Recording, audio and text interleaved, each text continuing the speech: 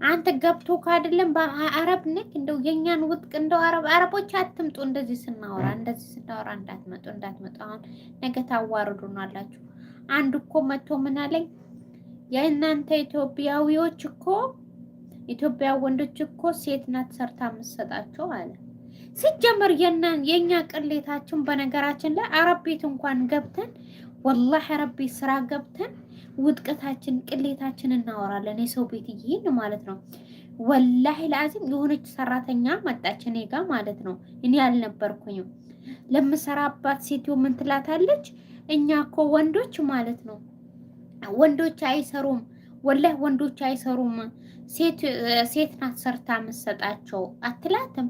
እኔ ስመጣ ደግሞ አለች ዘምዘም እናንተ እኮ አሉ የእናንተ ሀገር ወንዶች እኮ ስራ አይሰሩም አሉ እና እናንተ ናችሁ ሴቶች ናቸው ሰርተው የሚሰጧቸው አሉ አትለኝም?